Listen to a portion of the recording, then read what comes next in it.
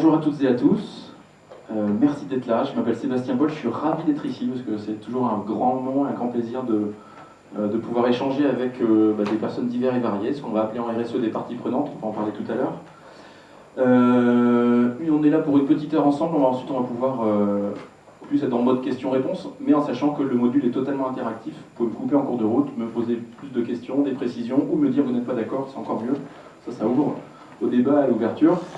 Donc moi Sébastien Boll, référent RSE, alors ça veut tout dire beaucoup de choses et pas grand chose, mais en tout cas au niveau de la plateforme RSE de la métropole nantaise, on est depuis maintenant plus de 6 ans acteur sur le territoire de promouvoir cette thématique de la RSE qui est le développement durable, c'est la même chose, on va voir ça tout à l'heure. Et le but est de pouvoir aller rencontrer d'autres personnes et passer le message avec son bâton de pèlerin, comme on dit. Et en tout cas, vous faire découvrir cette thématique. Le but de ce module n'est pas de vous transformer en expert développement durable en 1 heure. Le but est de vous donner les bases de connaissances pour pouvoir interpréter toutes les thématiques que vous aurez demain dans votre quotidien au niveau familial, entreprise, syndical, autre, peu importe. Alors, ce qu'on va pouvoir avoir ici, alors ce que vous aurez déjà, vous aurez de la bonne humeur, de la bienveillance. On est là vraiment en mode cool, hein. On va en plus pouvoir jouer ensemble. Le document, le PowerPoint ici, vous pourrez l'avoir à disposition, il suffira de le demander à Edith, où il y a un mode au niveau de la section, de l'interactivité, de l'ouverture d'esprit. Encore une fois, n'hésitez pas à interagir, n'hésitez pas à donner un point de vue, c'est toujours très très riche. Ce que vous n'aurez pas par contre, c'est des solutions toutes faites, c'est-à-dire des injonctions dans votre contexte, c'est-à-dire que le but n'est pas d'arriver ici en disant à la Maïf, vous devez faire ci, chez vous, vous devez faire ça ne fonctionne pas, c'est pas comme ça qu'on est en mode apprentissage. Et ce que vous n'aurez pas, c'est le bilan calorique du déjeuner tout à l'heure, qui est offert par la section. Pour pouvoir avoir une interaction avec vous, on va voir quelques prérequis. Alors les prérequis sont 3, composés de 3. Je peux avoir besoin de vous d'avoir des ATS. Est-ce que quelqu'un sait ce que c'est qu'un ATS? Vous ne savez pas ce que c'est un ATS? Alors un ATS, c'est de l'attention fois du temps. Alors le temps, je l'ai, j'ai au moins 1 heure avec vous, sauf les personnes qui vont partir après, mais il n'y a pas de souci. Et de l'attention, par contre, c'est vous qui allez pouvoir me la donner. Donc ça, c'est un point important quand même. Ensuite, vous allez avoir besoin de petits post-it, un de chaque couleur. Jaune, bleu, bonjour, bienvenue. Jaune, bleu, rose. Est-ce que tout le monde a ces petits post-it? C'est bon. Et ensuite, il va vous falloir, pour que l'interactivité soit totale, soit une main droite, soit une main gauche. C'est bon aussi, on est d'accord? Tout le monde a ce qu'il faut? Ok. On va partir sur une petite précision tout de suite. C'est... on va parler de RSE, responsabilité sociétale des entreprises, mais vous allez pouvoir entendre parfois aussi la thématique responsabilité sociétale des organisations. Quand je suis une ONG, quand je suis une association, etc. etc. On va donc parler de RSO, c'est la même chose. Hein. Formule mathématique, RSE égale RSO, bonjour. Donc pas de difficulté là-dessus. Maintenant, quand on sait ça, on va pouvoir démarrer tout doucement, si vous le voulez bien. Et on va commencer par une définition qui est la suivante. La RSE correspond à l'intégration de l'aspect de redevabilité sociétale anthropique de l'entreprise dans son contexte holistique à travers un changement de paradigme sur son environnement. Si vous êtes normalement constitué, vous devez chercher les issues de secours les plus proches qui sont en haut et ici en bas. Alors bien évidemment, ce n'est pas la définition de la RSE, elle est un petit peu plus simple. L'une des premières définitions est la suivante. La RSE, c'est l'intégration volontaire des préoccupations sociales, écologiques de l'entreprise à leur activité économique et à leur relation avec les parties prenantes, ça c'est un mot qu'il faut retenir, que sont les salariés, les actionnaires, les fournisseurs, les sous-traitants, les consommateurs, les collectivités publiques, les organisations non gouvernementales. Bon, on l'a classé par thème, on va retrouver ici le principe qui est qu'il n'y a pas d'obligation à faire de RSE, mis à part des cas particuliers pour les entreprises au CAC 40 où ils doivent faire un reporting, on ne va pas partir là-dessus aujourd'hui. Les 3 thématiques du développement durable, on va le voir dans quelques secondes, et ensuite la prise en compte des parties prenantes qui sont les thématiques en vert. Ensuite, une autre définition encore plus simple qui est celle de l'Europe, c'est que la RSE, c'est la responsabilité des entreprises vis-à-vis des effets qu'elles exercent à leur société. Donc, une définition un peu plus complète, une définition un peu plus simple de l'Europe. Maintenant, si on devait résumer, c'est que la RSE, c'est la déclinaison du développement durable. Au sein du monde de l'entreprise, on va retrouver 3 thématiques principales. Le côté social, le côté environnemental et le côté économique, avec des mots-clés, hein, durable, développement durable, on va revoir tout à l'heure la définition ensemble. Est-ce que vous connaissiez déjà ce petit triptyque, ce petit dessin, ces petits mots-clés? Bon. Donc ça, pareil, pas besoin d'apprendre par cœur, mais en tout cas, au moins découvrir les mots-clés qui sont ici intéressants, et de toute façon, on va en parler pendant une heure. Sur cette partie développement durable, il y a l'ONU qui, en 2015, a décidé de mettre une feuille de route qu'on a appelée les objectifs de développement durable, qui sont composés de 17 thématiques. Dedans, on va retrouver la pauvreté, la faim, l'éducation, l'égalité entre des sexes, l'eau potable, l'industrie, l'innovation, les villes, l'eau, la biodiversité, etc. etc. L'idée de dire, c'est que sur cette thématique du développement durable, tous les thèmes sont totalement interconnectés. Si demain je veux traiter de la faim dans le monde, je ne pourrais pas traiter de la faim dans le monde sans traiter de l'agriculture, je ne peux pas traiter de l'agriculture sans parler de déforestation, je ne peux pas parler de déforestation sans parler d'eau potable, ni de biodiversité qui va être dégradée. Et tout ça pour pouvoir nourrir une population. Donc on retrouve toujours des thématiques totalement interconnectées, et l'idée est de dire, si on travaille sur toutes les thématiques, on se donne plus de chances de pouvoir réussir notre objectif, qui est d'avoir un monde viable, vivable et durable pour nous et les générations futures. Ça fait un peu beaucoup d'infos pour l'instant, ne vous inquiétez pas, on va pouvoir détailler tout ça pendant une heure, et en plus on va jouer, donc c'est ça qui va être aussi intéressant. Si on devait résumer en 2 images, donc une avec un choix qui est la question suivante. Est-ce qu'à votre avis la RSE c'est je suis un arbre dans un désert seul, ou est-ce que je suis un arbre totalement interconnecté à son écosystème dans une forêt primaire amazonienne? À votre avis, gauche ou droite? Droite. Super. Et j'en ai bien d'accord là-dessus. Et c'est ça la richesse. On va en parler tout à l'heure après, de cette interconnexion. Toujours grand plaisir à expliquer l'histoire et les dernières découvertes qui ont été faites il y a moins de 10 ans au niveau de la découverte des plantes et des arbres. On a découvert que les arbres communiquaient à travers les racines via des signaux chimiques, qu'ils favorisaient une certaine catégorie d'arbres et en détruisaient d'autres, qu'ils se déplaçaient, et que les réseaux étaient connectés via un réseau neuronal en fait.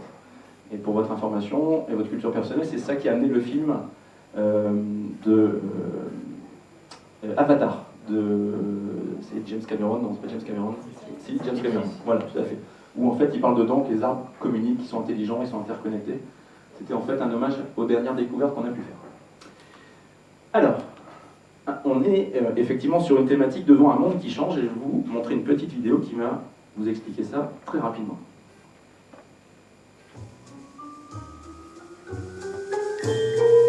Pourquoi on ne doit pas leur donner des antibiotiques au poulet? Pourquoi les tomates doivent pousser dans la terre? Pourquoi il ne faut pas leur donner des OGM aux animaux? Et pourquoi les produits locaux c'est mieux? Et pourquoi le bio c'est mieux? Pourquoi vous faites tout ça? Eh bien, c'est notre responsabilité de distributeur de faire progresser la qualité alimentaire. Et le distributeur, c'est le patron? Bah non, le patron, c'est vous. Moi? Toi et les autres. Et plus ça sera sain, plus ça sera bon, plus vous en demanderez, et plus les autres distributeurs suivront. Le monde ira mieux, et vous aussi. Petit à petit, on peut tout changer. Carrefour, meilleur chaque jour. Alors, une bombe atomique dans le monde de la grande distribution en 2016. Monsieur Carrefour s'autoproclame la seule enseigne responsable en RSE dans le monde de la grande distribution. Bien évidemment, souvent quand je monte ce film, on me dit « Sébastien, qu'est-ce que tu es naïf ?» Monsieur Carrefour n'a pas envie de changer le monde et de sauver la planète, il a juste envie d'avoir un plus gros chiffre d'affaires et des bénéfices supérieurs. Soit, peu importe. La RSE, c'est qu'en fait l'un n'empêche pas l'autre. On peut avoir envie d'améliorer les conditions de l'environnement, de le transformer en monde durable, et d'avoir une performance économique et une performance extra-financière qui est en croissance, l'un n'empêche pas l'autre. Dans ce petit film, je ne sais pas si vous vous souvenez, hein, c'était 2016, il y a une version 2 qui est arrivée avec la maltraitance animale, etc., mais on retrouve tout dedans. Le bio, le consommateur, le pouvoir, c'est qui, c'est moi, si moi je le fais, les autres enseignes vont le faire, le côté redevable, etc., etc. 3 ans pour pouvoir travailler sur cette thématique-là, et actuellement, Carrefour semblerait être l'enseigne la plus avancée sur cette thématique. Alors, le but, bien évidemment, ne va pas être de dire, on a bien compris que M. Carrefour, il a surtout envie d'avoir une part de marché, une croissance derrière. Peu importe. Et de rémunérer ses actionnaires. Et de mieux rémunérer ses actionnaires, on est bien d'accord. L'idée de ne pas le critiquer, parce qu'à un moment, les entreprises qui rentrent la main dans ce système-là de la RSE du développement durable, via les consommateurs et via les parties prenantes, ils vont se faire emmener avec le reste du corps, et c'est tant mieux, j'allais dire, c'est tant mieux. Ce qu'il faut retenir aussi sur cette thématique-là, c'est qu'en 2015, 75% des consommateurs se déclarent prêts à payer plus cher un produit s'il est made in France. Ils étaient 36% en 1999 et 61% sur des produits régionaux, donc là on est sur l'aspect du territoire. 55% des consommateurs français se déclarent prêts à payer plus cher un produit s'il est responsable et éthique. Vous le voyez bien dans votre quotidien, tous les jours. Il suffit de regarder un spot de pub à TF1 en ce moment, le soir. Vous allez voir qu'une pub sur deux, ça parle d'écologie, de vert, de green, de éco-responsable, etc., etc. Ce qu'il faut retenir, c'est que 95% des Français souhaitent, ça date de octobre 2019, excusez-moi, que les Français s'engagent dans les enjeux de société et montrent un souhait que l'entreprise soit actrice, que les entreprises soient actrices dans cette thématique-là. Ça a un impact aussi sur le recrutement. On connaît énormément de métiers qui sont en carence de talent en ce moment. Et en fait, les politiques RSE attirent les jeunes et les entreprises se doivent d'être en pointe là-dessus. Et une grande fierté pour moi d'être ici sur la partie entreprise à mission qui était déclenchée par la manif. Et 92% des étudiants diplômés estiment important de travailler dans une entreprise socio-responsable. En fait, les jeunes générations arrivent avec un vrai souhait d'avoir du sens dans l'entreprise et d'avoir des valeurs, ce qui n'était pas le cas il y a encore quelques années ou quelques générations en tout cas. Donc ça, c'est vraiment à prendre en compte sur cette thématique-là. Avant tout, la vision serait de dire que la RSE, c'est avant tout redonner du sens ensemble. C'est-à-dire que si la RSE n'est faite que pour avoir des performances extra-financières, que pour avoir des actionnaires contents, que pour avoir des comptes en banque au Panama, au Luxembourg, au Liechtenstein, qui ont une croissance, ça ne sert à rien. La RSE, c'est avant tout remettre l'homme au cœur de tout le système, et on voit bien que les enjeux climatiques, dont on va parler tout à l'heure, vont nous le rappeler, nous le rappellent déjà, il suffit de voir un petit peu la canicule cet été, les feux de forêt, les carences hydriques, au niveau des agriculteurs, et ça c'était bien évidemment en France. Une petite frise historique, très rapidement, je ne vous demande pas de l'apprendre par cœur, aucun intérêt, mais juste de voir un petit peu que cette thématique, alors la thématique de la RSE est inventée aux États-Unis par un économiste américain en 1951, qui s'est posé d'abord la question, c'est comment peut-on faire de l'argent de façon éthique. Mais c'est principalement dans les années 70 où on a pu vraiment travailler, la conférence de Stockholm, ici vous avez aussi divers accidents qui ont pu faire prendre conscience de points, mais ce qu'il faudrait retenir, c'est que plus on avance dans le temps, plus on a des personnes qui s'intéressent et qui sont invitées autour de la table, dont, je vais résumer ce graphique en un seul point, ce petit trait ici en bas, qui s'appelle les consommateurs, moi j'appelle les consommateurs, et quel est l'avantage d'avoir invité à la table ces personnes-là, à votre avis, qui sont vous et moi. Parce qu'en fait, c'est la consommation qui peut amener des changements. D'accord, très bon point. Deuxième point hyper important, c'est eux qui ont le pouvoir financier, parce qu'ils achètent, ok. Eux, ils sont combien eux ? Ils sont plus nombreux et influenceurs. Eux, ils sont 7,5 milliards, juste ça. Donc là, c'est aussi l'une des premières thématiques mondiales. Jamais avant, au cours d'un enjeu de société, on avait invité 7,5 milliards autour de la table. Alors souvent, on dit, oui, ça va être le bordel complet. Ça va être compliqué, il va y avoir du débat, mais en fait, la feuille de route est là, c'est que l'ONU a déterminé 17 objectifs. Si on va tous dans le même sens, on va gagner du temps. Alors, rapidement, en 3 secondes, il y a une norme ISO qui résume la RSE, c'est l'ISO 26000. Elle a une particularité, c'est qu'elle ne prête pas à certification. C'est-à-dire qu'une entreprise ne peut pas dire « je suis certifié ISO 26000 ». Elle est dans une démarche ISO 26000, elle a un grade débutant, intermédiaire ou expert, mais elle ne peut pas, en tout cas, se promouvoir d'être normée en ISO 26000. Vous le connaissiez cette norme-là ? Non. Bon. Mais encore une fois, il y a bien d'autres actions qu'on va pouvoir faire sur cette thématique-là. Alors, les 5 piliers de la RSE, on va les détailler les uns après les autres, sont le pilier économique, le pilier environnemental, le pilier social, la gouvernance et le territoire. Et je vous propose de démarrer tout de suite, si vous êtes prêts. Pas de questions pour l'instant ? N'hésitez pas. On va pouvoir parler tout de suite du mot économie. Alors, je fais un petit résumé de ce mot-clé qui, en latin, veut dire gestion de la maison. Encore une fois, on est bien sur l'économie doit être un outil et pas un but en soi. Une petite phrase de Raymond Barre, je vous laisse lire, et un petit dessin de Charb. C'est-à-dire que ce module, en fait, je l'ai créé en 2015, au moment des attentats de Charlie Hebdo, et je voulais rendre un petit hommage à travers ce petit dessin de Charb, qui moi me plaît bien en tout cas. Et en tout cas, sur la partie économique, on a une phrase clé, qui est la suivante, qui nous pousse à changer de paradigme, qui vient d'un économiste américain, Kenneth Boulding, et qui nous pose la question, ou en tout cas une affirmation: celui qui pense qu'une croissance exponentielle infinie est possible dans un monde fini est un fou ou un économiste. Je ne sais sais pas si vous la connaissiez, mais en tout cas, elle fait réfléchir cette phrase-là. L'idée est la suivante, c'est que par rapport aux enjeux de matières premières sur la planète, on va être d'accord, on va être clair tout de suite, sur la planète Terre, connue, il existe un certain nombre de tonnes de cuivre, un certain nombre de mètres cubes d'eau, un certain nombre de cobalt, un certain nombre d'or, de manganèse, de tout ce que vous voulez. Ce n'est pas une ressource illimitée, c'est une ressource finie. D'autres personnes nous disent on va aller sur la Lune, on va aller sur Mars, on va aller sur une exoplanète. Pour l'instant, ce sont des rêves humains, on est encore très très loin. Et donc l'idée de dire, c'est qu'il n'y a pas de plan B en fait. C'est-à-dire qu'on ne peut pas cramer toutes les ressources de la planète et aller sur une autre planète. Actuellement, on n'a pas de planète B. Après, on a une solution qui est celle du milieu, c'est on continue tel qu'on fait, on continue à cramer un peu nos ressources et on file dans un mur à une certaine vitesse. Ou alors, les objectifs de développement durable sont là pour nous dire on peut aussi courber un peu notre direction en partant sur une vision d'un monde durable, viable et vivable, avec des ressources qu'on sait mesurer et qu'on sait maîtriser dans le temps. Pour nous et les générations futures, c'est pas impossible en tout cas. Donc si je peux être optimiste, je vais vous donner plein de chiffres, vous allez me dire, Sébastien, il nous a pourri le moral aujourd'hui, on va passer un mauvais week-end.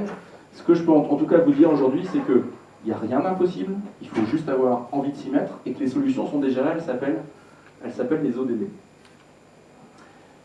Il y a, j'ai trouvé ça intéressant, en juin dernier, Jean-Michel Apathy, un journaliste que j'admire, qui a utilisé le vilain gros mot de décroissance dans un article de presse.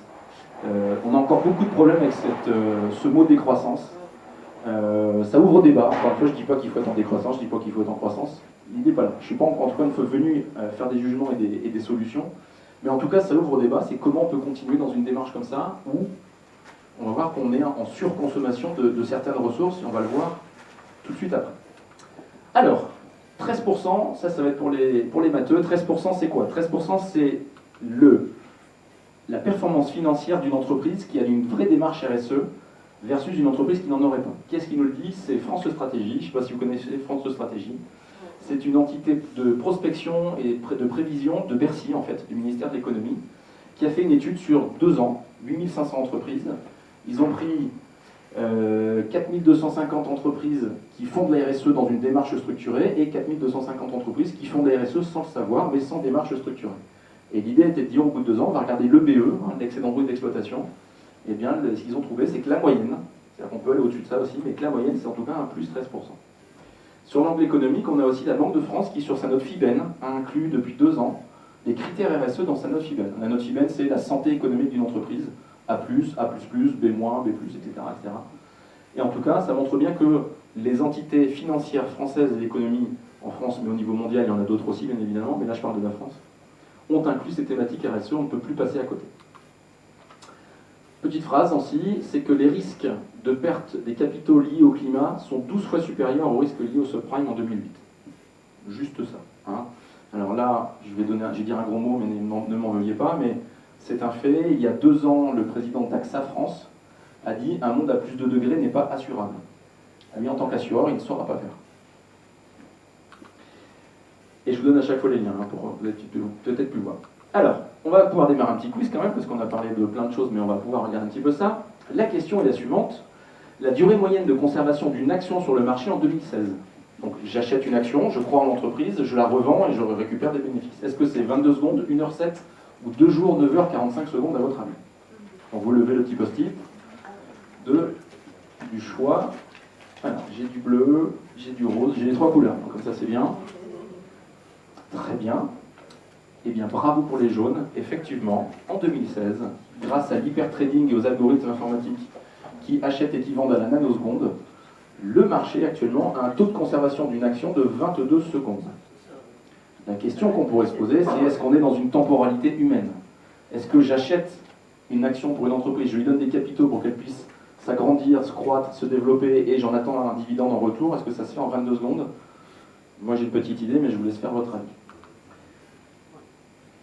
Les 100 plus grandes entreprises privées détiennent plus de capitaux que 15 États, 75 États ou 197 États. Je rappelle, 197 États, ce sont alors États, royautés, dictatures, etc. 197, c'est le nombre reconnu par l'ONU. Et donc ici, on a du rose, on a un peu de bleu, mais je veux pas. Non. Bon, ok. Il n'y a pas d'obligation, encore une fois, moi ça me permet de voir un petit peu aussi. Alors, bravo pour les roses en tout cas. Depuis 2002, on est sur un moment clé de l'économie mondiale. C'est que les 100 plus grandes entreprises privées ont plus de capitaux financiers que les 197 pays connus par l'ONU. Le tableau est suivant. Je vous laisse en déduire quelques conclusions en termes de gouvernance et de pouvoir sur un pays quand on fait une élection présidentielle. On peut voir par exemple que ExxonMobil a plus de capitaux que le Mexique, que la Russie a moins de capitaux pour le... Enfin voilà, etc. etc. Enfin, je vous laisse regarder un petit peu. Depuis 2002, c'est un moment clé qui s'est passé vraiment au niveau mondial. Et ce qui donne plus de poids en fait aux entreprises. Alors encore une fois, le but n'est pas de dire bien, pas bien, mais en tout cas de dire cette RSE doit être majeure pour le monde de l'entreprise et pour les salariés et toutes les parties prenantes bien évidemment. Alors, un petit mot sur la gouvernance, qui pour moi est le pilier essentiel qui permet de l'interaction et de décider en tout cas de notre demain. Je remets la définition de la gouvernance qui veut dire piloter un char ou un navire. Et je vais tout de suite vous poser une question. Ici à la Maïf, dans les écoles, dans l'appel, dans je sais pas, l'association de tennis de table, etc., est-ce que vous êtes en mode pyramidal, c'est-à-dire qu'il y a un grand chef, un sous-chef, directeur de production, directeur industriel, directeur de la communication, COMEX, CODIR, etc. Est-ce que vous fonctionnez comme ça? Oui. Bon, jusque-là, rien de grave. Malgré tout, en termes de RSE, ce qu'il va falloir demain, alors ce n'est pas Sarkozy, souvent quelqu'un m'a dit c'est Nicolas Sarkozy, t'as pris une photo. Non. En tout cas, ce qu'il faut retenir, c'est que la gouvernance qui sera efficiente demain en termes de RSE, en termes de gouvernance mondiale, et les jeunes générations fonctionnent comme ça, ce sera la gouvernance matricielle. Regardez les jeunes talents que vous embauchez à la Maïf, et dites-leur, tu vas dépendre de ton N-1 pour les notes de frais, de ton N+2 pour le choix. Pour l'entretien annuel, ce sera un N+4, et c'est le N+8 qui va te décider ce que tu vas faire demain. Ça ne fonctionne pas, il y a un bug, il fait erreur 404, le jeune. Sur cette thématique-là, on va pouvoir parler aussi du dialogue social, qui est un point important. Dans les entreprises, je vous ai remis ici la définition du dialogue social, et un petit graphique qui est le suivant. On a l'Organisation internationale du travail a demandé en 2014, dans les entreprises dans le monde entier, des chefs d'entreprise, on leur a dit, à votre avis, quel est le niveau de qualité de dialogue social entre 1 et 10? Et ils ont donné, soit le dialogue social est mauvais chez moi, soit le dialogue social est de qualité. Et l'OIT a mis ce niveau de qualité de dialogue social sur l'axe vertical versus le niveau de taux de syndicalisation sur l'axe horizontal. Nous arrivons au tableau suivant où nous retrouvons ici les meilleurs élèves qui sont les pays nordiques. On va retrouver aussi tout ce qui va être Belgique, Luxembourg, Allemagne, etc. etc. Et nous sommes juste ici. Oui. Mais bien évidemment, ils se regardent, c'est dans un contexte. Bon. Le taux de syndicalisation en France, il ne faut pas le prendre comme une norme. Exactement. Et de plus qu'on peut...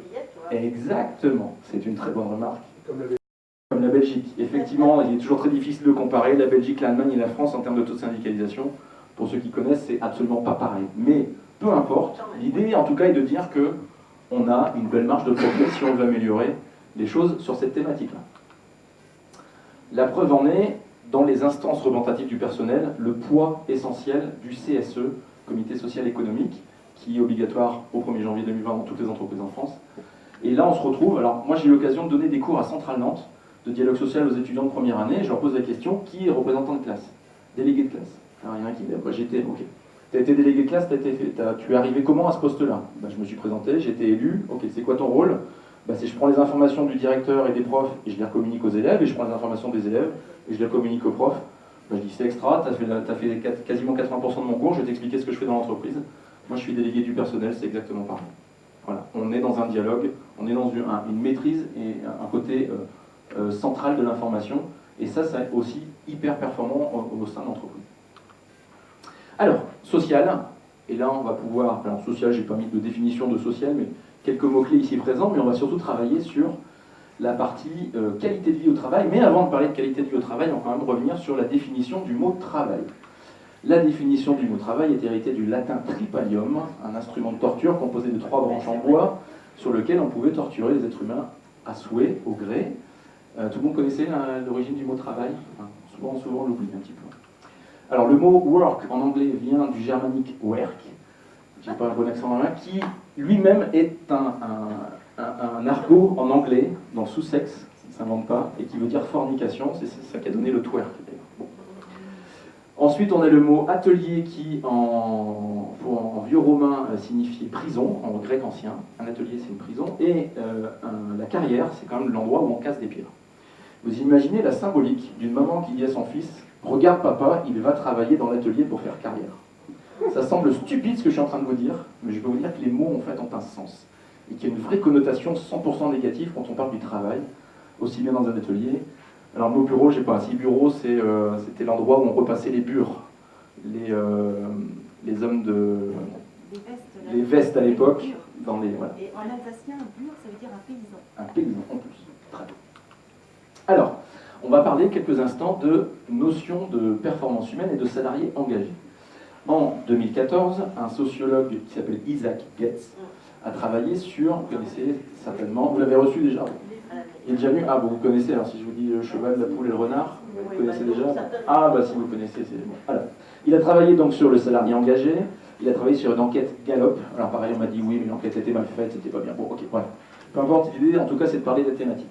Il a défini un salarié de la façon suivante: un salarié engagé est un salarié qui est heureux dans son travail, il a du sens, il a de la reconnaissance, il met de l'énergie positive à faire son travail, et il n'a qu'une seule envie en se couchant le soir, c'est de revenir le lendemain matin à son travail pour faire renouveler cette expérience extraordinaire, et il en parle autour de lui. Ça, c'est la définition du salarié engagé. Il a identifié ça comme une poule qui pond des œufs en or. Une poule en tout court. Il demandait de pondre des œufs tout court, mais le salarié, il veut vraiment tellement donner plus, et vous en connaissez certainement, qu'il pond des œufs en or.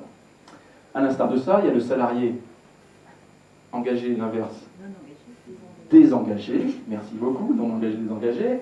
Un salarié désengagé est quelqu'un qui vient faire son job, il arrive le matin, il fait « Ah là, encore 8 heures, bon, heureusement je mange ce midi avec Christophe, je vais faire un baby-foot tout à l'heure, et puis je vais aller sur Twitter et Facebook vers 16h30, comme ça je termine à 17h, et puis ma journée est terminée. » Il fait son job, il n'y a pas de problème, mais bon, il a identifié ça comme un cheval couché sur le côté, un peu lourd.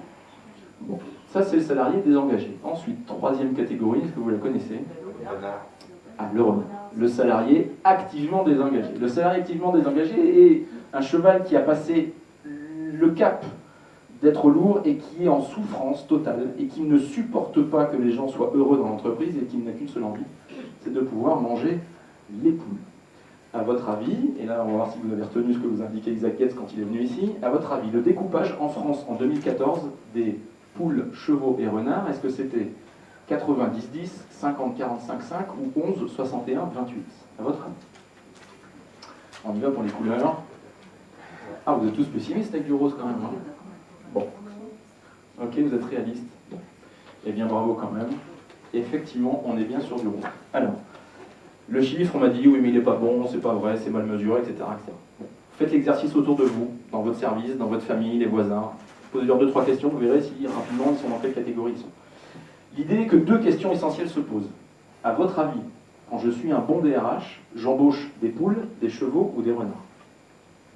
À votre avis? On embauche des poules, on est bien d'accord? On ne connaît jamais un DRH qui va voir son DG en disant « J'avais 10 postes, j'ai pris les pires CV que j'ai jamais vus, des branquignoles, des bras cassés, et je les ai embauchés. » Ça n'existe pas. Bon. Alors la question qui se pose, c'est si au départ j'embauche 100% de poules, qu'est-ce qui fait que je me retrouve avec cette catégorie-là et qu'est-ce qui fait que je bascule de l'un à l'autre en fait? Et là on va pouvoir parler, dans la thématique derrière, ça va être de tout ce qui va être les syndromes d'épuisement professionnel, le stress au travail, etc. etc. Dès qu'un DRH a compris ça, il peut interagir dessus. Ça c'est important de le savoir. Alors, tout ça, ça amène à parler d'absentéisme. L'absentéisme, ça coûte juste la coquette somme de 107 milliards d'euros par an aux entreprises en France. En France. C'est essentiel. C'est-à-dire que quand notre président Emmanuel Macron trouve 10 milliards, tout le monde l'applaudit, on fait la fête dans la rue, on fait des... Là, il y a 107 milliards d'euros à économiser. Le sujet de l'absentéisme est un vrai sujet dans les entreprises. On ne va pas parler ici, hein, mais en tout cas, c'est une thématique hyper importante.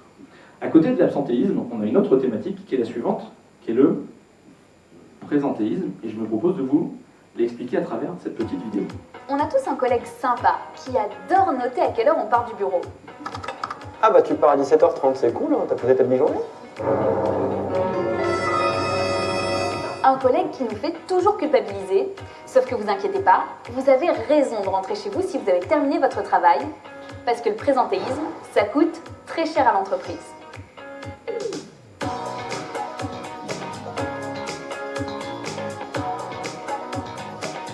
En fait, le présentéisme, c'est quoi? C'est d'une part le fait de rester tard au travail juste pour se faire bien voir par son patron. Ça, c'est très français. Dans les pays du nord de l'Europe ou au Canada par exemple, c'est le contraire. Si on reste tard, on peut être mal vu parce que ça veut dire qu'on n'a pas été productif. La mentalité française, c'est pas bien de partir de bonne heure, c'est pas bien d'aller se reposer quand on est fatigué.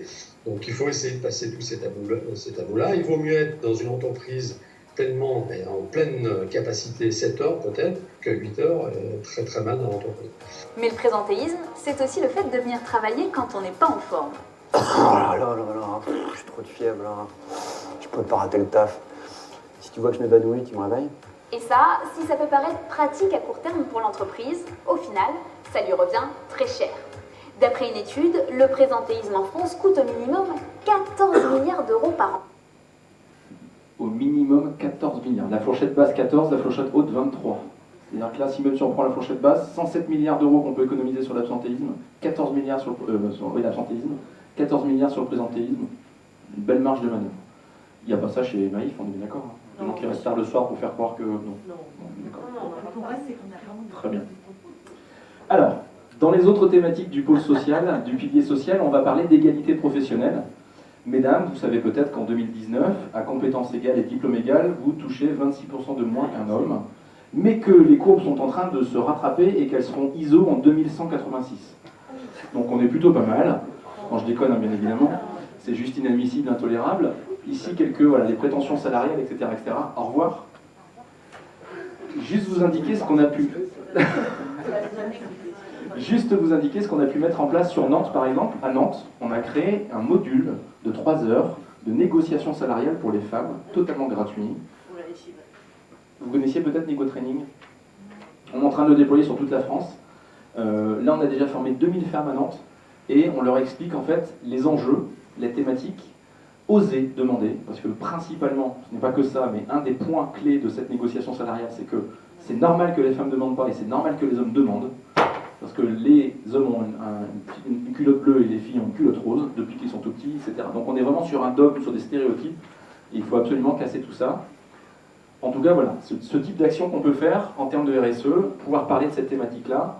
Alors après, souvent, on me dit, moi, de mon entreprise, on a fait les stats. Vous savez que maintenant, il y a l'obligation de faire un indicateur sur l'égalité professionnelle. Mon employeur est à 99. C'est très bien, bravo, on applaudit, super. Maintenant, c'est ce qui fait que ça n'empêche pas qu'au niveau national, il y a quand même des actions à faire. Et là, on est sur quelque chose de concret. Alors, toutes ces thématiques-là, l'égalité professionnelle, la souffrance au travail, le burn-out, les troubles musculo-squelettiques, etc., font partie de cette partie ici. Alors, ici, un petit tableau de l'ARACT. Je ne sais pas si vous connaissez l'ARACT, l'Agence régionale d'amélioration des conditions de travail. Ce sont les spécialistes de la qualité de vie au travail. Et ici, ce petit tableau est très complet, mais au moins, il a le mérite d'expliquer en... Ici, on est sur la partie soins. C'est-à-dire que quand on a un nana, c'est qu'il y a déjà eu une dégradation du corps. Ici, on va être sur la partie préventive. Tout ça fait partie de la santé au travail, qui elle-même fait partie de la qualité de vie au travail et de l'égalité professionnelle, qui elle-même fait partie du pilier social, qui elle-même fait partie de la RSE. C'est-à-dire que quand je parle de QVT à un employeur, je parle de RSE bien évidemment. C'est essentiel. Comme vous aurez les slides, n'hésitez pas à retourner dessus et en tout cas vous allez interroger l'ARACT ou l'ANACT au niveau national. Alors, petit chiffre clé, c'est que quand on parle de burn-out, je vous ai mis la définition du monsieur qui a inventé ça en 70, c'est 1 salarié sur 10 quand même, qui sont en vrai épuisement, en vraie souffrance, on a vu ce que ça pouvait coûter en termes de coûts financiers pour une entreprise. Et il y a une étude qui a été faite par une DRH belge, mais qui s'applique en fait aux pays occidentaux, qui tenterait à montrer qu'un salarié qui est heureux, alors un grand débat du salarié heureux. Alors moi personnellement, j'ai eu une interview avec un forum RH à Nantes avec le DRH de STX. Alors, STX, c'est les messieurs qui font les grands paquebots à Saint-Nazaire. Et le DRH me dit, Monsieur Boll, vous êtes bien gentil, mais moi je n'ai aucun texte de loi qui m'ordonne, qui m'oblige à ce que mes salariés soient heureux, qui kiffent leur life, comme on dit, au travail. Bon, par contre, il y a des textes de loi qui empêchent que le salarié soit malheureux. Mais ça, c'est un autre débat. Mais en tout cas, ça ouvre en tout cas la question. Un salarié qui est dans de bonnes conditions, on va dire, il est 2 fois moins malade, 6 fois moins absent, 9 fois plus loyal et 55% plus créatif. On aurait tendance à l'oublier souvent. Ici, petit dessin qui montre le burn-out, c'est quand on a des challenges élevés, des compétences faibles, et on a aussi le bore-out, l'ennui au travail. J'ai des super compétences, on ne me demande rien, je ne suis pas stimulé, et ce qu'on peut appeler en tout cas la mise au placard. Le but serait de rester en tout cas sur cette thématique à travers ce petit flux ici présent. Alors, sur les troubles musculo-squelettiques, je le fais assez rapidement, mais en tout cas ce qui est intéressant, c'est de retenir quelques chiffres clés. Pas ça c'est pour après. C'est que 99% des troubles musculo-squelettiques correspondent aux poignets, coudes, épaules. Dernièrement, j'ai eu l'occasion d'avoir une formation avec un ingénieur ergonome de la CARSAT et il me dit j'ai une entreprise, PME, 300 salariés, qui a décidé d'obliger tout le monde à avoir une souris verticale. Je ne sais pas si vous connaissez, c'est une souris qui est le tape-là et souris verticale. Ils ont diminué de 90% les problèmes de canaux carpiens. Super. Maintenant, ils ont plus 70% de problèmes de coudes et de tendinite au coude. C'est-à-dire qu'en fait, il n'y a pas de solution magique ergonomique à l'ergonomie d'un poste. Il y a plusieurs solutions, puisqu'on est tous différents. On a une ossature différente, une musculature différente, etc., etc. Une phrase clé que moi j'aime bien du patron de Virgin, qui est « Si vous prenez soin de vos salariés et de vos employés, ils prendront soin de votre business ». Souvent on a tendance à l'oublier. Ça peut être intéressant de se le rappeler parfois. Alors, petit quiz sur les personnalités suivantes, que vous devez toutes et tous connaître, je pense. Est-ce qu'à votre avis, ces personnalités ont un chien? Est-ce que ces personnalités ont un QI supérieur à 140? Ou est-ce qu'elles ont un handicap? Alors, je vais dire tout de suite, les trois sont possibles, puisque une fois quelqu'un m'a dit oui, mais Einstein, il avait les trois. Mais bon, on y va. Est-ce qu'à votre avis, ils avaient un QI supérieur à 140, un handicap, ou est-ce qu'ils avaient un chien? Donc j'ai du bleu et du rose. Et les deux. Eh bien, bravo pour les roses. Toutes ces personnalités sont en situation de handicap. Si en tant qu'employeur je les avais embauchées, j'aurais un taux d'AGFIP à 0. Pour votre culture personnelle, Piaf avait donc une polyarthrite rhumatoïde, Kennedy la maladie d'Addison, Churchill était bipolaire, rien que ça, Einstein trouble de l'apprentissage, Elton John épileptique, Bill Gates un niveau d'autisme, d'Asperger, Cameron Diaz des troubles obsessionnels du comportement et Elvis Presley était diabétique. L'idée en quelques mots de parler de cette thématique de personnes en situation de handicap, c'est que très souvent c'est invisible, très souvent on pense que c'est négatif, que ça vient enlever des capacités humaines.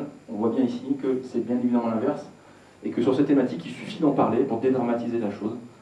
Et ça c'est un point important. Allez, on va parler environnement, timing on est bien, un petit quart d'heure encore, et je vous explique la fin, en tout cas la conclusion. Alors, sur la partie environnement, je vous mets ici la définition du développement durable. Le développement durable correspond à un développement qui répond aux besoins du présent sans compromettre la capacité des générations futures à répondre à leurs propres besoins. Je ne sais pas si vous la connaissiez, elle est clé cette définition-là. Et surtout, on est bien sur l'idée de ne pas empiéter sur nos enfants et notre enfants, et même sur nous-mêmes, puisque en fait, sur cette thématique de l'environnemental, ça s'est accéléré depuis quelques années. Mais ça, c'était juste en 87, encore une fois. Donc on a vraiment une maturité sur cette thématique. Alors, un premier graphique, qui est le suivant, qui est le graphique du nombre d'êtres humains sur la planète Terre depuis 10 000 ans avant Jésus-Christ. Et nous sommes ici avec 7,5 milliards d'habitants. Alors souvent, j'ai mis ce truc-là parce que souvent on dit, oui Sébastien, je suffirait de éradiquer la population, en tout cas de bloquer la natalité, gestion familiale, pour garantir que la planète soit mieux au niveau environnemental. Ce n'est pas si simple que ça. Et je vais juste vous donner un exemple, que vous pouvez le faire à l'apéritif avec des amis. Vous prenez, alors je l'ai fait, ça fonctionne formidablement bien, et ça ouvre au débat. Vous prenez au sol une case de 1 mètre carré, donc 1 mètre sur 1 mètre. Dans cette case, vous faites une grille de morpion, vous avez 9 cases. Et vous mettez une personne par case.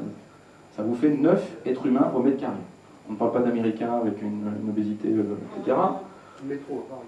Ou métro à Paris. Bah, c'est le métro à Paris, exactement ça. Donc 9 personnes au mètre carré. En faisant cette règle-là, pour le test, bien évidemment, vous pouvez mettre 7,5 milliards d'habitants sur la surface plane de la Corse. Et là, je vous pose la question, est-ce qu'on est trop nombreux sur la planète ou pas? C'est pour ça que c'est vraiment trop simple de dire qu'il y a trop d'habitants sur la planète. L'idée serait plutôt de travailler sur... Alors celui-là, je vais le passer, en fait. Sur celui-là, alors attendez, j'ai un raté... Non, il vient après, Alors, comme vous avez pu voir le truc, mais je vais passer sur l'énergie. L'énergie, on va en reparler juste après. Sur cette thématique de consommation et de matières premières, je vais vous poser la question, Internet avec un grand I, toute data qui circule, qui s'appelle Internet, est-ce qu'à votre avis, en bilan de gaz à effet de serre, est-ce que c'est 1%, 2% ou 3,7%?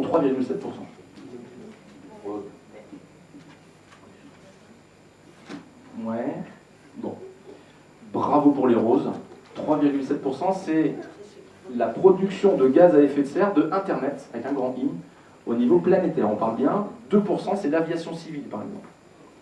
Donc l'idée de dire, enfin l'idée pas de dire, c'est génial, c'est mieux de prendre l'avion que de faire Internet. L'idée de dire, c'est que si on veut avoir un impact sur les gaz à effet de serre et le réchauffement climatique, bah, si déjà je supprime mes spams, si déjà je supprime mes archives qui datent d'il y a 5 ans, si déjà je supprime les vidéos, ou si déjà je ne vais pas regarder des vidéos de chats qui ont été vues 4 millions de fois, bah, je peux avoir un impact, mais j'y pense pas en fait. Mais ça, c'est important aussi à savoir. Oui, mais ça n'arrangerait pas les GAFAM. Ah, ça n'arrangerait pas les GAFAM, mais à un moment, il faut savoir ce qu'on veut aussi. Hein, alors, juste pour l'anecdote, hein, Gangnam Style, si vous vous souvenez, il y a quelques années, avait été le premier à passer la barre du milliard de vues sur YouTube. Il a atteint en tout 2,8, alors depuis il a été dépassé. Mais rien que ça, ce clip-là, c'est une production d'une centrale nucléaire pendant 1 an. Bon. Et que si Internet était un pays... Ouais, dit comme ça fait drôle. Et si Internet était un pays, ce serait le 3e pays le plus pollueur en termes de pollution émise. Au revoir Edith, merci encore. Voilà, ça c'est pour Internet. Alors, un petit quiz sur les arbres. Est-ce qu'à votre avis, depuis 1800 en France, la forêt a diminué, stagné ou doublé? Normalement, souvent j'ai 3 couleurs, et encore une fois, les 3 couleurs à ce quiz-là. Et bien là, je vais dire bravo, encore une fois, pour les roses. Je suis très rose, hein, vous avez pu voir, mais j'ai des pièges à un moment. Et qu'en fait, effectivement, l'idée de dire, c'est que quand une ressource, on en a pris conscience, qu'on la gère avec nos capacités humaines, et bien on arrive à des choses assez extraordinaires, puisqu'on a doublé la surface des forêts en France depuis l'année 1800. Alors, la mobilité, les voitures. Sur le temps de vie d'une voiture, entre sa construction et sa destruction, est-ce qu'elle roule 60% de son temps, 43% de son temps ou 10% de son temps? À votre avis? Là, j'ai du jaune, j'ai beaucoup de rose, j'ai un peu de bleu. Ok, bon. Eh bien, il faut savoir qu'effectivement, entre sa construction et sa destruction, une voiture roule 10% de son temps, et que 80% de ces 10%, il n'y a qu'une seule personne au volant. Là, on voit bien qu'on est sur un véritable enjeu de mobilité et de performance de déplacement d'un véhicule. En fait. Encore une fois, on a inventé un magnifique outil qui s'appelle l'automobile, qui pèse 2 tonnes pour transporter 70 kilos. Et à un moment, il faut qu'on se pose les bonnes questions. D'un autre côté, une moto, ça consomme autant qu'une voiture. Mais ça ouvre au débat. Ça ouvre au débat, en tout cas. Alors, les déchets, justement, on va en parler. On était sur la partie zéro déchet qui a été fait par Edith dans son mémoire. Le volume de déchets par an par habitant en France, est-ce qu'il est de 445, 568 kg ou 998 kg? Vous mettez 2 post-it. Non, si. Il y a un doute, ou c'est entre les deux? Alors, est-ce qu'à votre avis, on est en bleu, en jaune ou en rose? Bon. Eh bien là, voilà, il y avait un petit piège, c'était pas le rose de ce coup-ci. On est sur 568 kg. On est quand même sur se dire qu'une famille de 4 personnes, c'est 2 tonnes de déchets par an, par famille. C'est juste énorme. Alors, il y a une phrase clé qui est celle-là. C'est que le meilleur déchet est celui qu'on ne produit pas. Hein, comme la meilleure énergie est celle qu'on n'utilise pas. En tout cas, il y a des questions à se poser là-dessus. Non, mais le meilleur déchet, ça pourrait être celui qui est recyclable, qui se transforme. Au mieux. Au mieux, mais si je ne l'ai pas consommé, je ne l'ai pas produit, je n'ai pas utilisé de pétrole pour le fabriquer, pour le transporter, pour l'amener au magasin, etc. Bon. Encore une fois, il n'y a pas une solution magique, il y a des solutions à faire en commun. Ça, c'était en juin 2019.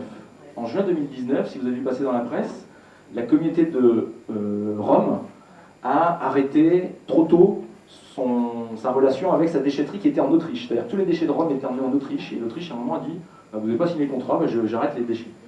Et donc ils se sont retrouvés avec des poubelles partout, et donc le but était de trouver un nouveau prestataire de déchetterie très rapidement. Typiquement, on est en train, toujours dans l'ancien monde. L'idée était de dire, est-ce que c'est pas l'opportunité de démarrer une action zéro déchet? Bien évidemment, on ne va pas transformer 12 millions d'habitants en mode zéro déchet, mais il n'y a eu aucune action de politique envers cette thématique-là. Et ça peut arriver ça peut arriver en France demain, un problème de quoi que ce soit au niveau des déchets. Alors, on ne retourne pas les déchets actuellement, si, la Malaisie... Alors, actuellement, certains types de déchets sont renvoyés en Asie ou dans d'autres pays de l'Afrique. Mais ça, faut pas le dire, surtout aujourd'hui. Mais ça commence à se voir. Hein. S'il y a un truc qui s'appelle Internet, on peut quand même tout savoir de façon. Alors, le plastique. Est-ce qu'à votre avis, la quantité de plastique rejetée en mer chaque seconde, est-ce qu'elle est de, donc toutes les secondes, je vais faire le tempo si vous voulez, 1 kg par seconde, 220 kg par seconde, ou 0 parce qu'il n'y en a pas? Non, chaque seconde. Bon. Bravo pour les bleus. Toutes les secondes, 220 kg de plastique se déversent dans l'océan au niveau mondial. Bien évidemment, ça a un impact sur la biodiversité énorme. Je ne fais même plus les exemples tellement on en a. Donc aussi bien les marins que les aériens, les oiseaux sont aussi impactés par cette thématique-là. Et bien évidemment, on a les fameux continents de plastique. Alors je dis les parce qu'on a toujours dit le 5e, le 6e, le 7e continent. Non, il y en a plusieurs. À chaque vortex sur les océans, vous avez un continent de plastique. Le plus grand, c'est celui du Pacifique. Il fait 6 fois la taille de la France, sur environ 5 mètres d'épaisseur.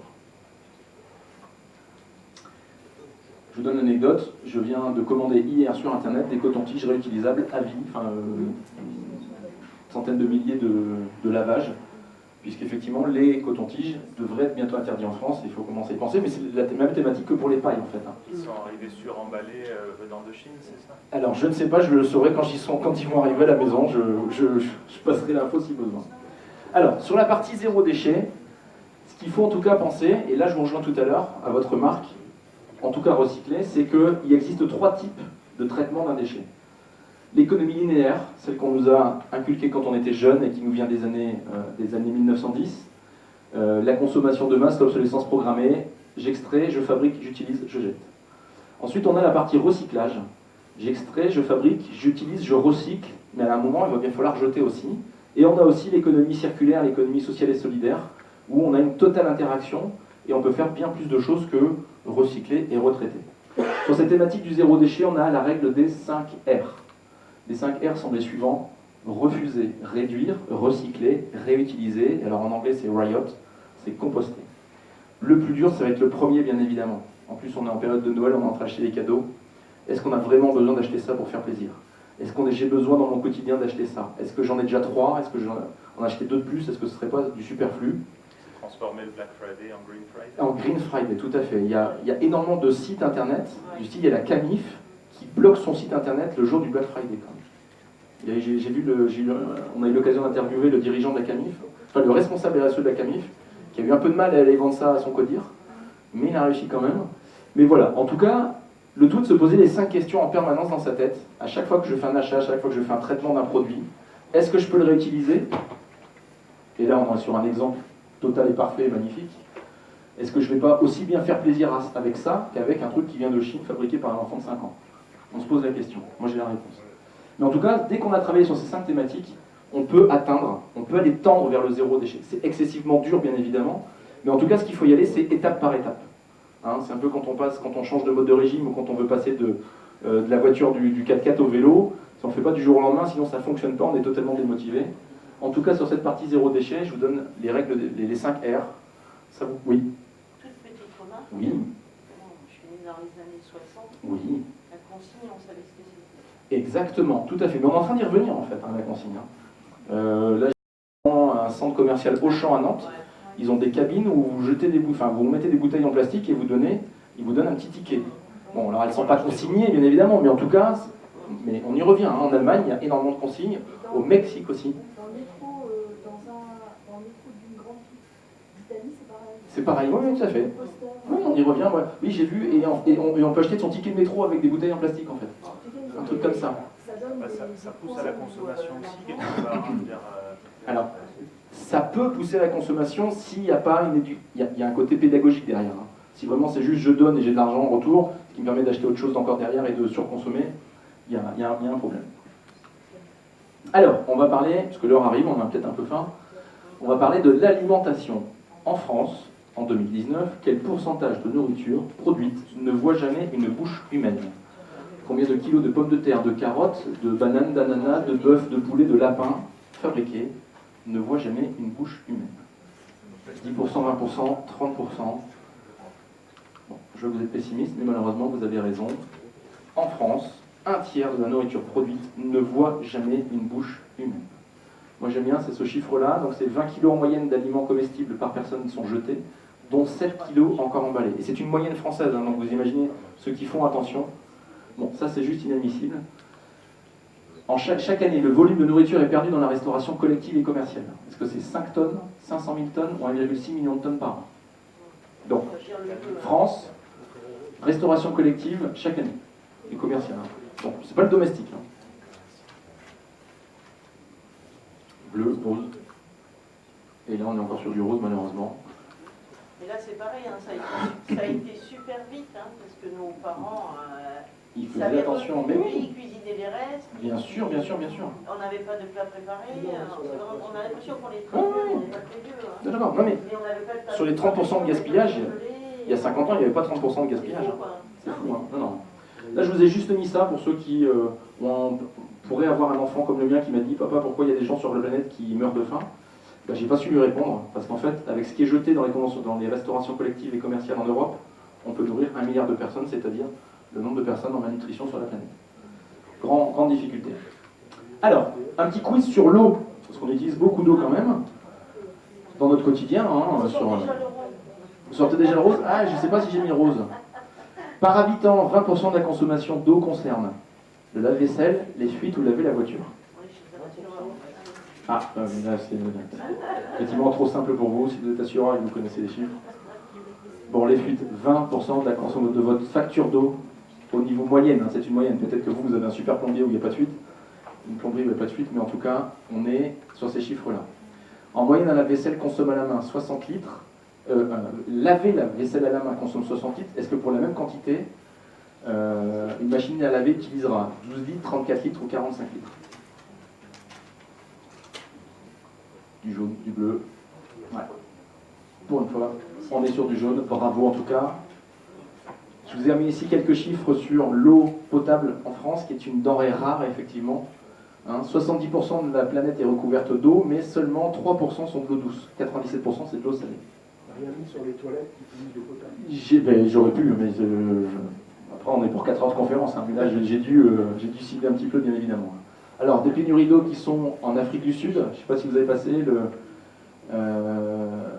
c'est de la ville du Cap qui est tombée en totale pénurie d'eau avec des militaires qui distribuaient des bouteilles, etc., etc. Et en Inde aussi, cette année, il y a eu des nappes phréatiques qui ont été totalement épuisées en Inde et ils sont montés à des 54-55 degrés de température avec des systèmes qui sont totalement inadaptés aux besoins des êtres humains. Alors, autre quiz sur l'eau, avec la question suivante. Pour fabriquer ce kilo de bœuf, est-ce qu'il faut 150 litres d'eau, 775 litres d'eau ou 15 500 litres d'eau? À votre avis. Donc, les 3 couleurs, du bleu, du jaune, du rose. Qu'est-ce qu'il faut? Ah bah oui. Il n'y a pas que ça, Ah. Il y a laver les étables. Ouais. Il y a aussi Eh ben ouais, mais ça... Son alimentation. Ah, voilà. Alors effectivement, j'ai l'occasion aussi de faire ce module-là dans les collèges. Et j'ai une demoiselle de 14 ans qui me dit c'est impossible que ça fasse autant d'eau, parce que la vache, elle ne peut pas boire ça au long de sa vie. C'est évident, c'est que malgré tout, on est sur ces chiffres-là, qui sont contestés dernièrement en ce moment, mais ça a été validé par Greenpeace, etc., parce qu'il faut 12 kg de céréales pour faire 1 kg de viande. Et que ces 12 kg de céréales ont besoin d'une quantité d'eau faramineuse. On revient cet été, hein, vous vous souvenez, cet été, M. Macron va voir le président brésilien en lui disant « T'arrêtes tes bêtises de brûler de la forêt amazonienne, c'est le poumon de la planète, c'est le bien commun de l'humanité. » Et le président brésilien lui répond « En fait, rappelle-moi, tu achètes combien de tonnes de soja de chez moi? Juste, rappelle-moi. » Voilà. Et qu'on est un très très grand importateur de soja, et que ce soja, c'est de la déforestation, et c'est de la production intensive avec de l'eau derrière. Bon, de surcroît, il n'est pas trop défendable hein, pour le Bolsonaro. Je n'ai pas, par mon discours, je ne défends pas Bolsonaro, bien évidemment, mais bien sûr que la critique est trop facile en fait, puisque c'est un sujet global et mondial, c'est très compliqué. Allez, on enchaîne. Si je vous dis le 29 juillet, alors là on me répond c'est mon anniversaire, non, le 29 juillet c'est quoi? C'est pas mon anniversaire. À votre avis?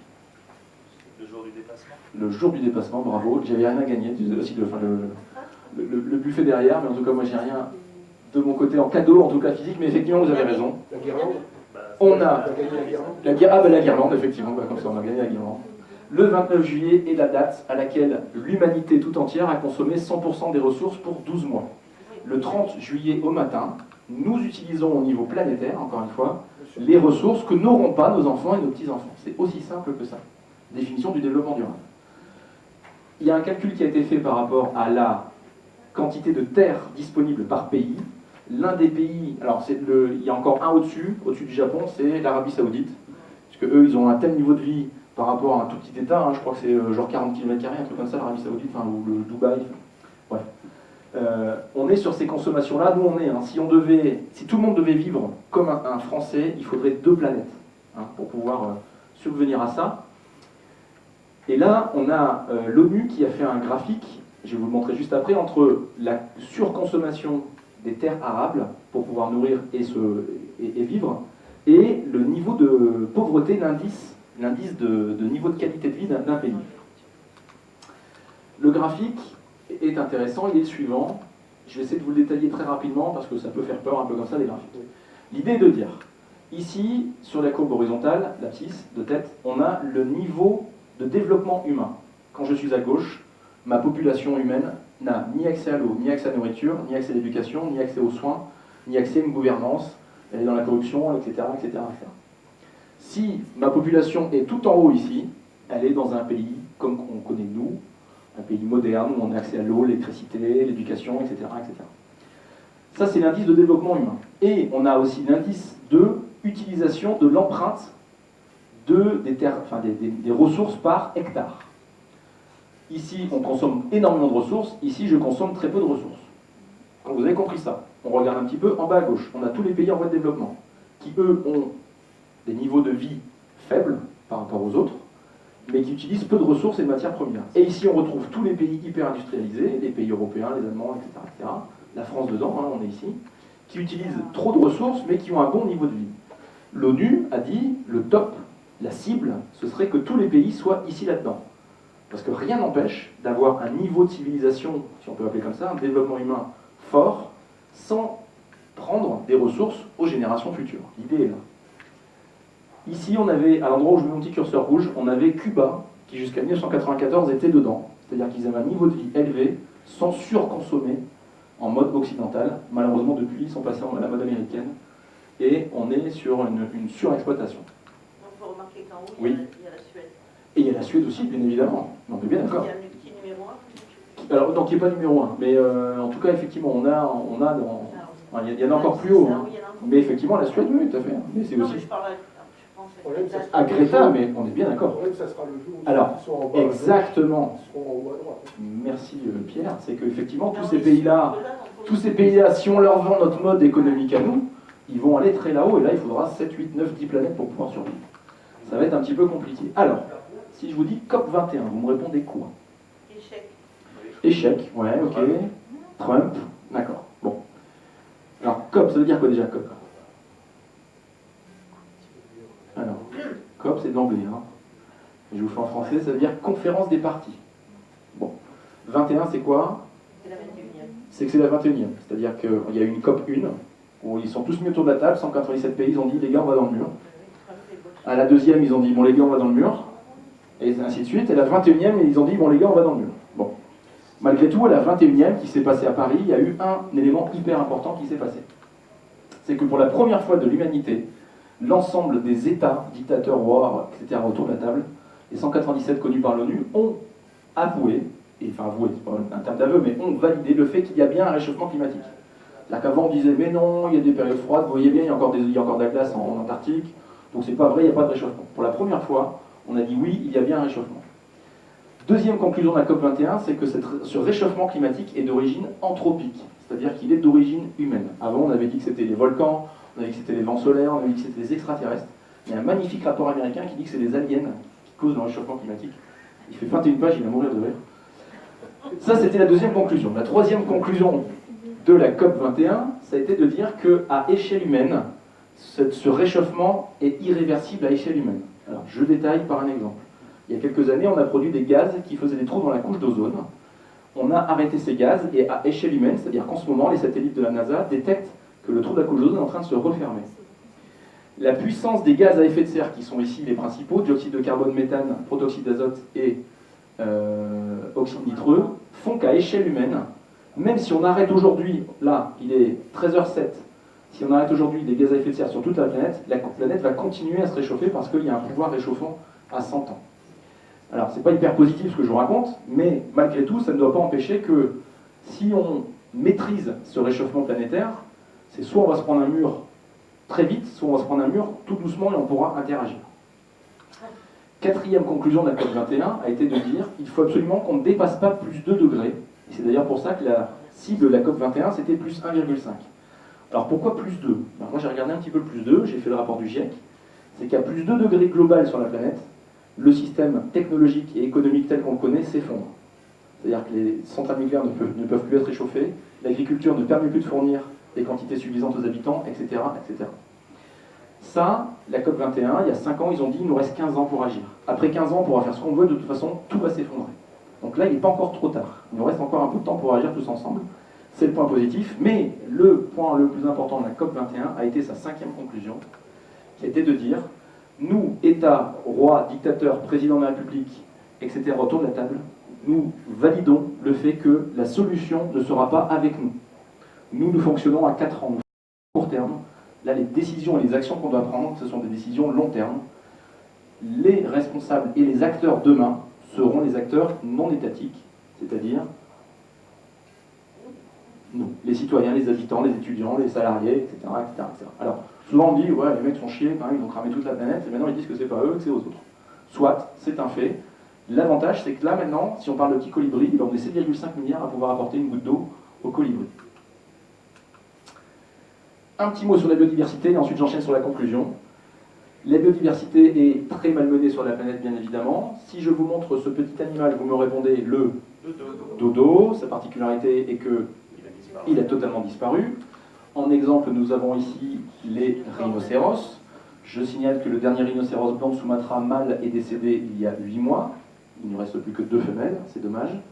Le rhinocéros de Thoiry a été braconné pour sa corne, 25 000 $ le kilo de corne. Le rhinocéros a été braconné à Thoiry en février 2018. Et que si vous allez au Muséum d'histoire naturelle de Paris, vous avez un rhinocéros empaillé avec une corne, avec un grand panneau rouge, je suis en plastique. Voilà, il faut juste le savoir.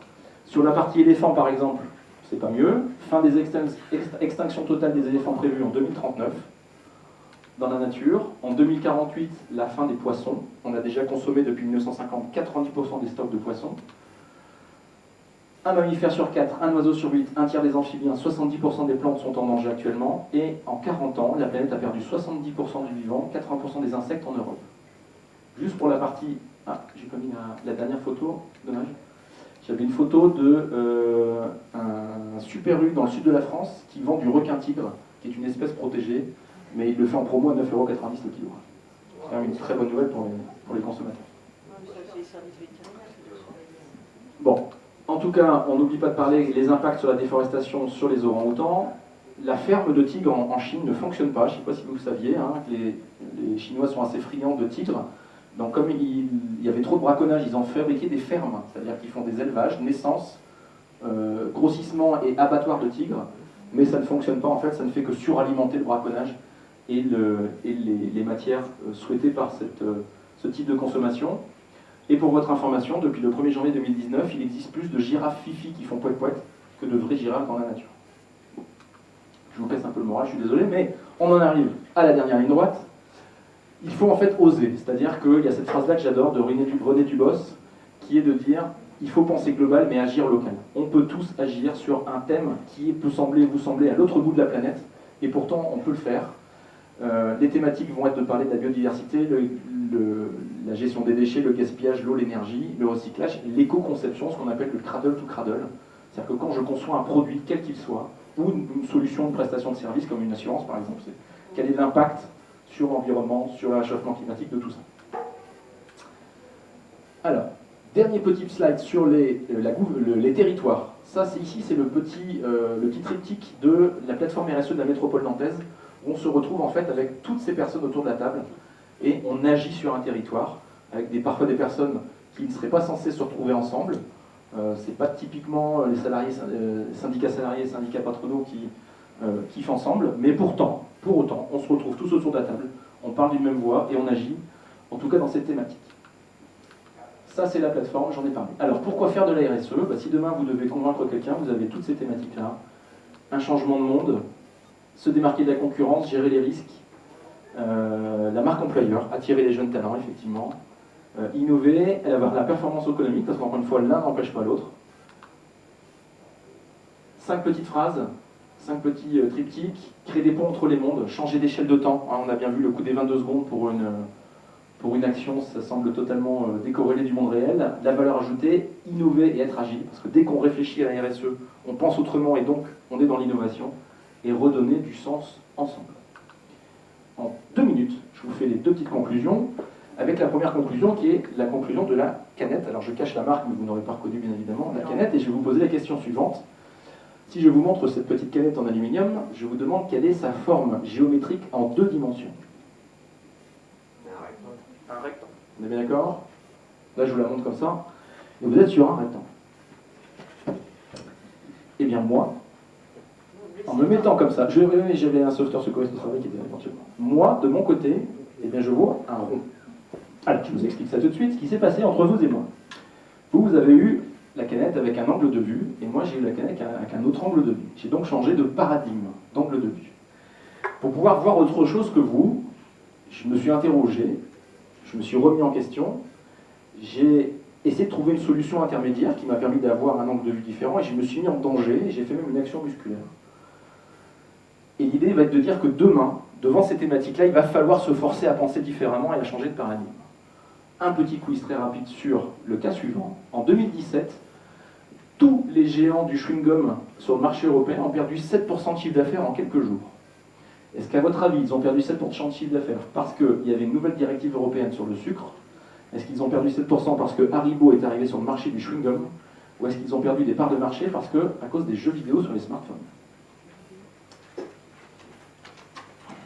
Juste pour voir si vous avez compris le changement de paradigme. Bon, a priori ça fonctionne bien. Effectivement, en quelques jours, tout le monde a perdu 7% de chiffre d'affaires. Ils se sont appelés les uns les autres en disant qu'est-ce qui se passe? Toi aussi tu perds du chiffre d'affaires? Oui. Moi je perds beaucoup de chiffre d'affaires. Et en fait, qu'est-ce qui se passe? C'est qu'à quel moment on achète principalement des chewing-gums en France? Quand on attend la caisse. Et que maintenant, les consommateurs, en attendant la caisse, eh bien, ils jouent aux jeux vidéo. Et ça, personne n'avait vu. Personne n'avait détecté. C'est énorme. Allez, conclusion numéro 2. Conclusion qui nous vient de Idriss Aberkan. Je ne sais pas si vous le connaissez. Il est peut-être vu aussi. Non, il n'est pas venu. Si. Ah bon, okay. Mais vous connaissez Idriss Aberkan. Idriss Aberkan a travaillé sur le point commun à ce qu'est une révolution. Une révolution, qu'elle soit technologique, physique, intellectuelle, sociétale, religieuse. Une révolution, une idée révolutionnaire passe toujours par 3 étapes. Quand on vous présente l'idée, premièrement, elle est totalement ridicule. La deuxième réflexion que vous avez quand on vous présente l'idée révolutionnaire, c'est qu'elle est dangereuse. Et la troisième étape à une idée révolutionnaire, c'est qu'elle est évidente. Ridicule, dangereux, évident. Quelques exemples concrets. La Terre est ronde. Il y a 3 personnes en tout qui sont arrivées et qui ont dit à tout le monde, bon les gars, je pense que la Terre n'est pas plate, la Terre elle est ronde. On a dit, mec c'est ridicule. Tous les textes religieux à l'époque disent que la Terre est plate. Il suffit de regarder les gars. Dès que tu avances, c'est toujours plat dès que tu avances. Tu vas à pied, à cheval, c'est plat. Aujourd'hui, on est bien d'accord qu'il semblerait évident, même si j'espère que vous ne faites pas partie de un des 10 Français qui pensent qu'il n'est pas impossible que la Terre soit plate. Ouais. Les États-Unis, on est à 25%. 25% des Américains pensent que la Terre est plate. En France, c'est 1 sur 10. Les esclaves de couleur sont des humains à part entière. On a mis 220 ans. Au début, c'était ridicule. Ce sont des semi-animaux, on ne sait pas trop ce que c'est. Et surtout, c'était la main-d'œuvre totalement gratuite à l'époque du commerce triangulaire, le coton, etc. En faisant ça, en disant que ce sont des êtres humains à part entière, on écroule totalement le système économique. Ça ne s'est pas passé. Il semblerait que ce soit évident. Ensuite, il y a un monsieur qui s'appelle Pasteur, il est arrivé, il a dit « Les gars, quand vous ouvrez à quelqu'un pour le recoudre, je pense qu'il faut se laver les mains parce qu'au bout des doigts, il y a un truc que j'ai appelé des microbes. » Première élection, quand on était le voir, on lui a dit « C'est ridicule ce que tu me dis, le Pasteur, t'es gentil, mais oui, faut que t'arrêtes un peu. » Tant ridicule, dangereux, évident. Le droit de vote des femmes, le premier qui me dit que c'est ridicule, attention quand même. Le droit de vote des femmes. 1944, hein, c'était juste hier. Au début, on a dit c'est ridicule, donc on a dit c'est dangereux en fait, après qui va s'occuper des enfants à la maison, tout ça. Ouais. Aujourd'hui, il semble que ce soit évident. Je mets juste le permis de conduire en Arabie Saoudite, c'était l'année dernière. D'accord. Et encore pas seul, tout à fait. Le mariage homosexuel, souvenez-vous des manifestations 2015, c'est dangereux, c'est ridicule, etc., etc. Bon, au final, il s'est rien passé. C'était tout à fait, oui. Donc, on est d'accord. Il y avait une bonne raison et pas forcément la meilleure. Pas forcément la meilleure, mais il y a eu une idée sociétale qui a avancé, qui a fait une maturité. Bon, c'était pas la bonne. On est d'accord. Les animaux sont des êtres sensibles. C'est ridicule de penser ça, c'est dangereux, parce qu'après, qu'est-ce qu'on va manger derrière? Bon, les lois avancent sur cette thématique-là. Et maintenant, eh ben, si moi demain je vous dis que demain il faudra laisser 90% du pétrole et du gaz dans le sol, là vous me dites c'est ridicule Sébastien, t'es complètement fou. Puis c'est dangereux parce que 99% de l'économie mondiale est basée sur le pétrole quand même, il faut savoir. Moi si demain je vous dis que le monde alimentaire de la planète devrait être végétal, ou majoritairement végétal en tout cas, c'est ridicule de penser ça. Et demain, suite à l'intelligence artificielle et aux robots, le travail aura disparu, ici, et que le revenu universel sera le salaire de base. Et là, vous allez me dire, Sébastien, c'est complètement ridicule. Le travail ne va jamais disparaître. Bon, il faut savoir que le revenu universel, ça vient de la Silicon Valley, en fait. Ce sont des ultra-libéraux à Silicon Valley qui ont fait leur courbe, avec une courbe qui s'appelle la courbe de Schumpeter, et qui fait qu'à un moment, on va tellement produire avec des robots des produits qu'on va retirer de l'emploi, mais à un moment, comment on va acheter ces produits s'il n'y a plus personne pour les acheter derrière? Et donc, ils ont dit, on va mettre en place le revenu universel. Bon. Oui.